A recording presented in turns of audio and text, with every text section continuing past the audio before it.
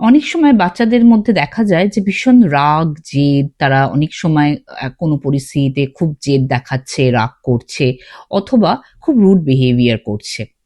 সেক্ষেত্রে অনেক সময় আমরা প্যারেন্টসরাও যেটা করে থাকি, অনেক সময় আমরা খুব আমাদের নিজেদের রাগের নিয়ন্ত্রণটা আমরা হারিয়ে ফেলি।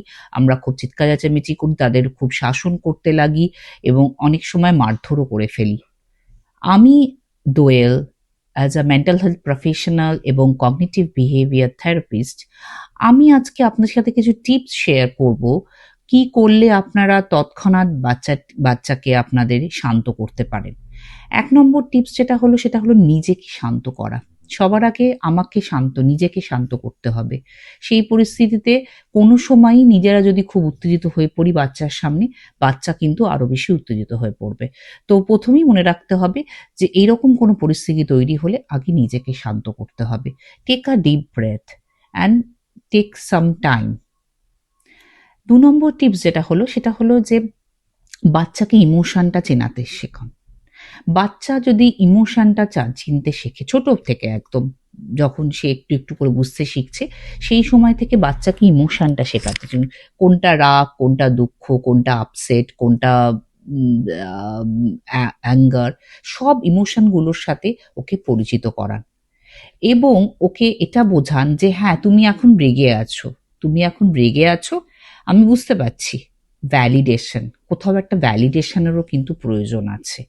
ভ্যালিডেট করুন ওর ইমোশনটাকে, তাহলে ও কোথাও বুঝতে পারবে যে মা বা বাবা আমাকে বুঝতে চেষ্টা করছে।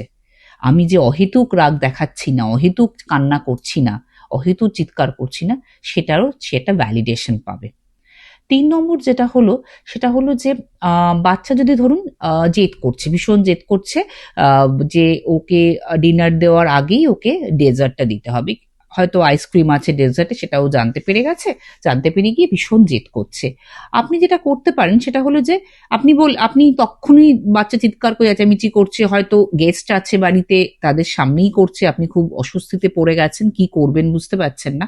সেই সময় আপনি যেটা করতে পারেন সেটা আপনি ওকে একটা অপশন দিতে পারেন যে ঠিক আছে, আমি তোমাকে ডেজার্ট দেব, কিন্তু তুমি যদি ডিনারটা ফিনিশ করো তাহলেই তুমি ডেজার্টটা পাবে। তো এই অপশনটা ওকে দিন। তুমি কি ডেজার্টটা খেতে চাও? তাহলে তোমাকে ডিনারটা শেষ করতে হবে। তাহলে ওর কি মনে হবে যে ওর কাছেও একটা পাওয়ার আছে ডিসিশন নেওয়ার। তাহলে ও অনেকটা শান্ত হতে সাহায্য হবে। হ্যাঁ? আরেকটা যেটা ৪ নম্বর যেটা আমি বলতে চাই, যেটা হলো যে আরেকটা করতে পারেন, যেটা যেমন বাচ্চা ভীষণ চিৎকার করছে, ভীষণ রেগে গেছে, ভীষণ একটা উত্তেজিত হয়ে পড়েছে, হয়তো হেড ব্যাং করছে বা বিভিন্ন রকম আচরণ, অনেক সময় অনেক রকম আচরণ বাচ্চারা করে ফেলে। সেই সময় না আপনি বাচ্চাটিকে যদি জিজ্ঞাসা করেন আপনার বাচ্চাকে যে do you need hug? Can I hug you? Just এই একটা কথা কোথাও না ওকে শান্ত করতে সাহায্য করবে।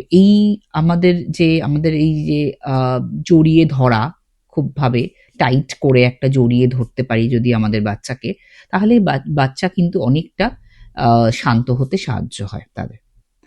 ৫ নম্বর যেটা হলো পজিটিভ রিইনফোর্সমেন্ট। পজিটিভ রিইনফোর্সমেন্ট কিন্তু খুব দরকার। আমরা সবসময় আমাদের বাচ্চাদের সবার সামনে খুব নিন্দে করি, খুব খারাপ বলি, আমার বাচ্চা একদম অবাধ্য, আমার বাচ্চা একদম কথা শোনে না, আমার বাচ্চা একদমই।